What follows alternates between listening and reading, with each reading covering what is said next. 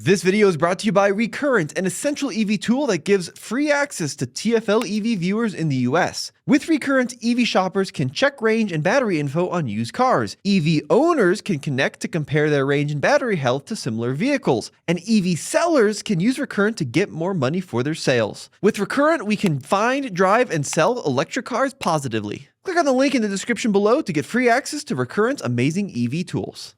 I have a very special video for you right now because for 2026, Cadillac completely revamped their Optic crossover SUV lineup. Can you believe it?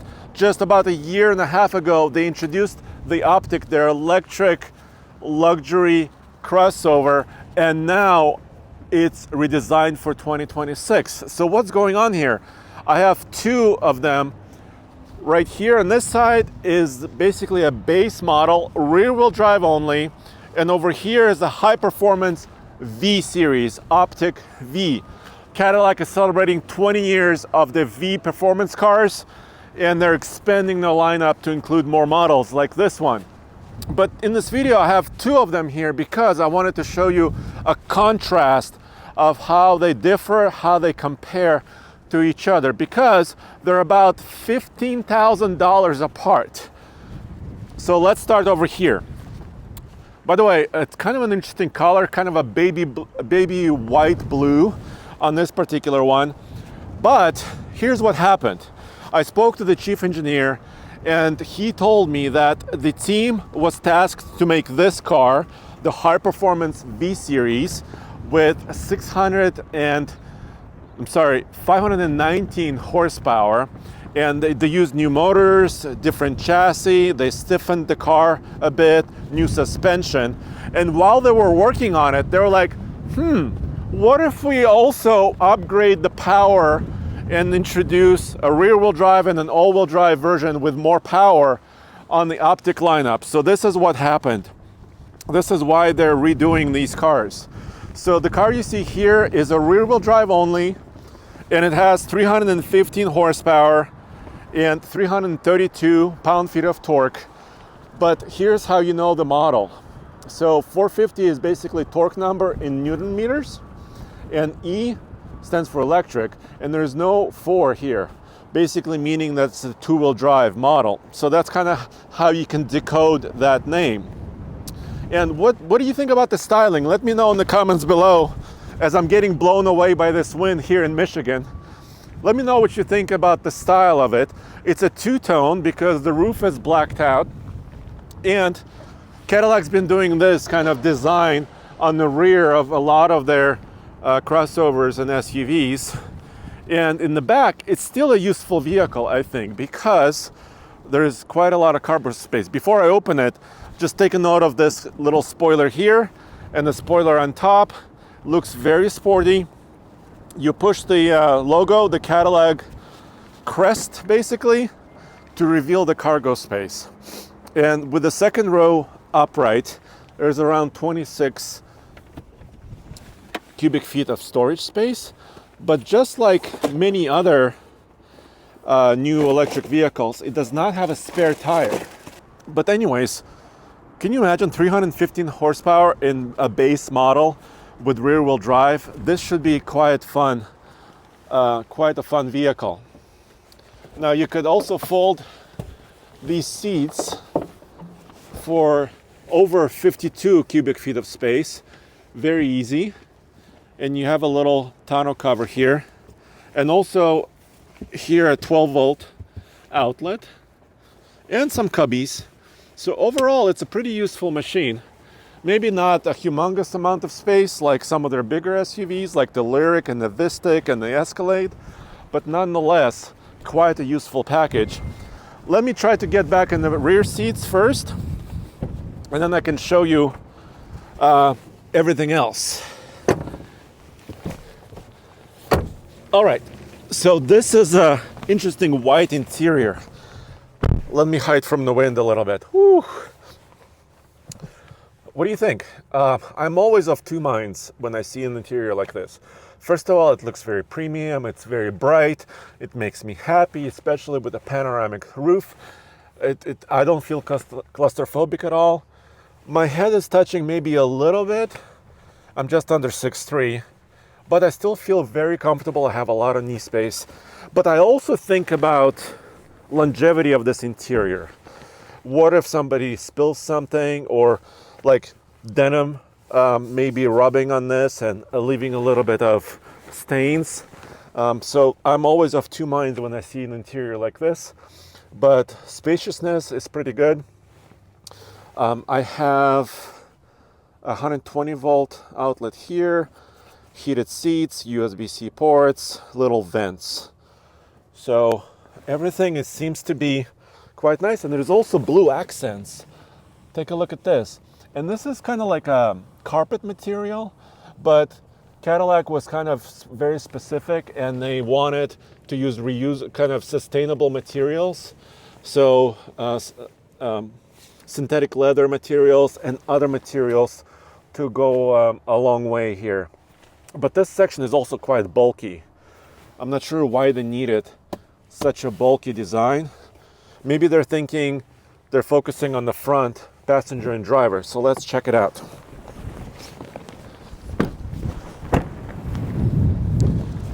Oof, a little windy.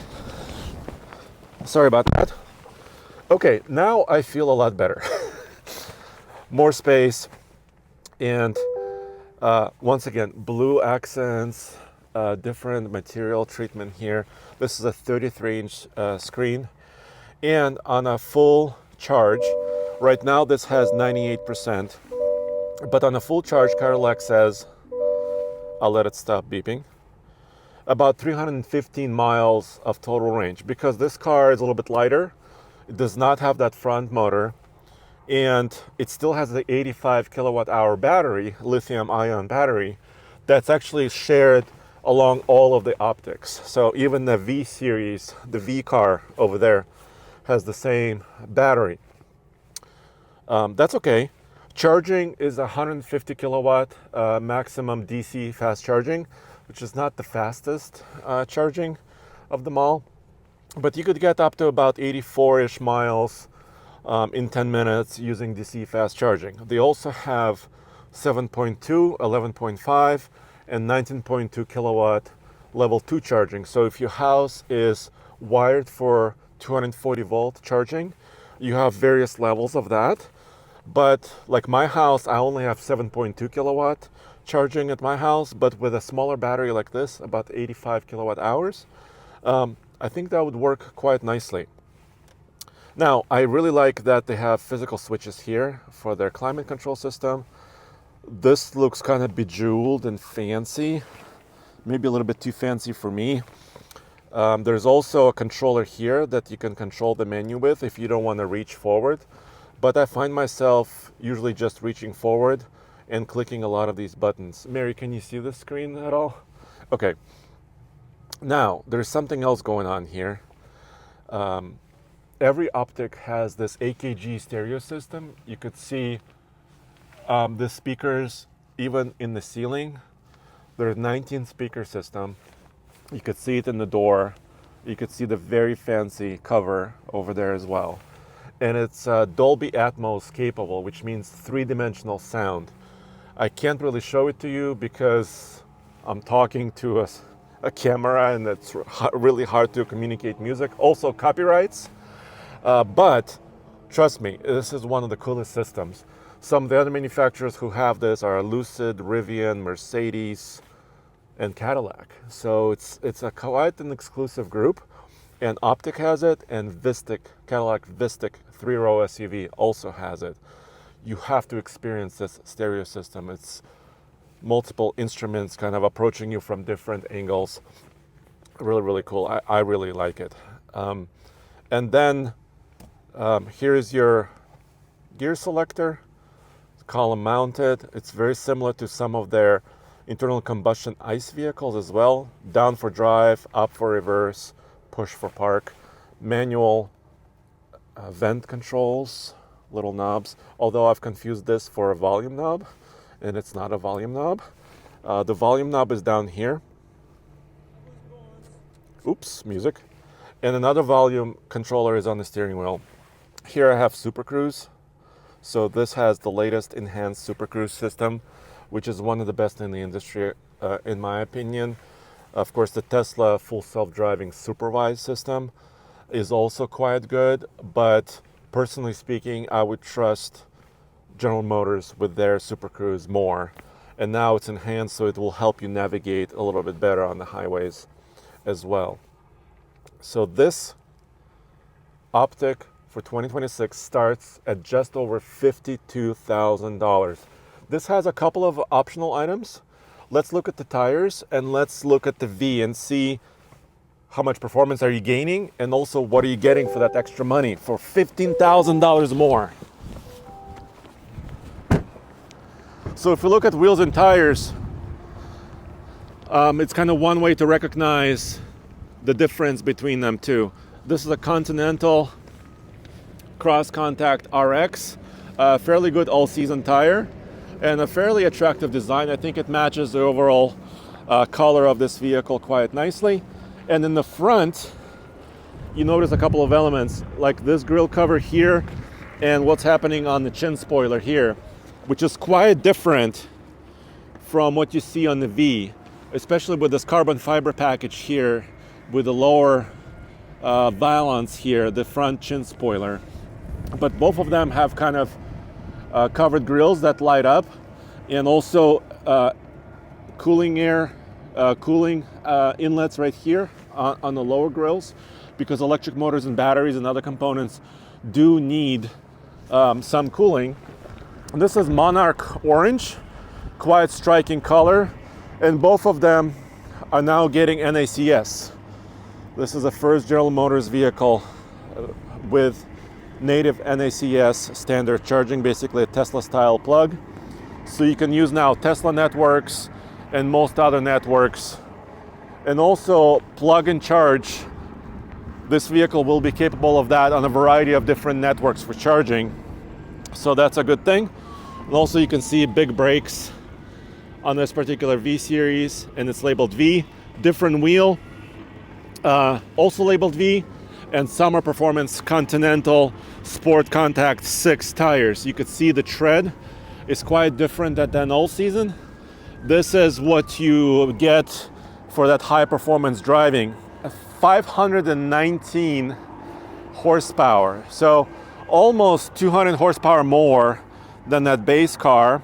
650 pound-feet of torque, and they claim about a 3.5 second 0 to 60. And now you only get the V. You only get the V sign here, so you no longer have that other alphanumeric badge down here. This wing is different, made out of carbon fiber, and the styling is mostly very, very similar to what you see over there. And the retractable door handles, of course, are here as well, and also a two-tone color choice here with a blacked out roof, which I really like. Let's get inside so we can get a little bit more specs.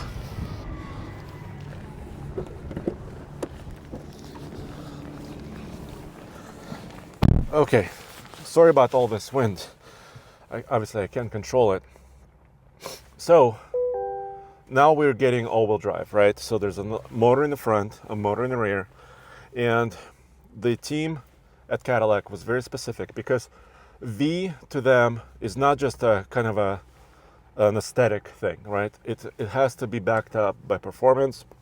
This is the way it has been for many, many years. And so they stiffened the chassis. They gave it kind of a bimodal suspension system, which can be kind of comfortable on the street, or also very high performance when you need it. And there's a V button here. Let me kind of slide my seat. There's a V button here. Let me power up. That changes the mode.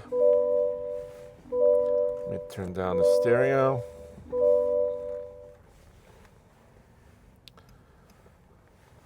And here you can also have competition mode or comp mode, which relaxes the stability control system.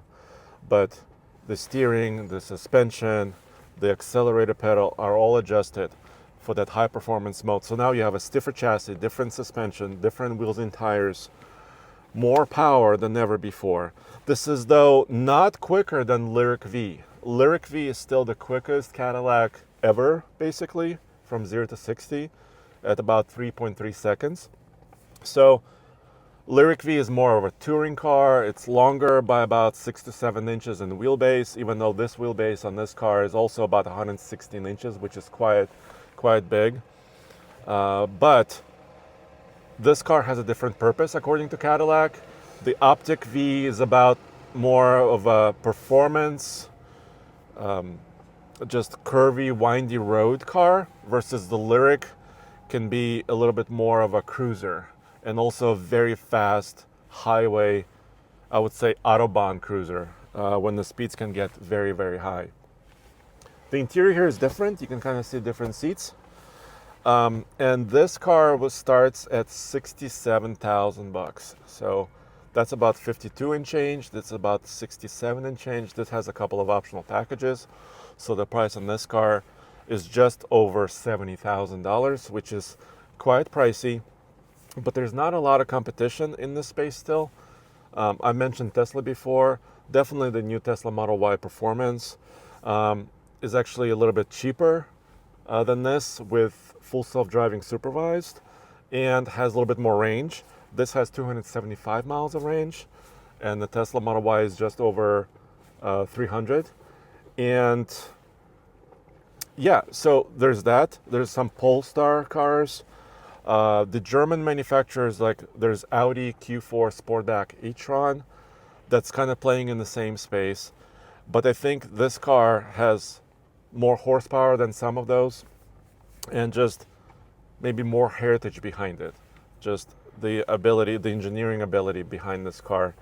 I cannot wait to drive it. That video is still coming. Mary and I are gonna do a full driving review of this OPTIQ-V car, so stay tuned for that. We're gonna be doing, highway driving, regular street driving. We're gonna be doing autocross, 0 to 60s, just to verify all the claims that Cadillac is throwing out at us. We'll be there to test it, so stay tuned for that. But for now, I'm gonna sign off in here because it's really windy outside. Thanks for joining me. Of course, let me know any questions. Check out oldtfl.com for everything automotive in one place.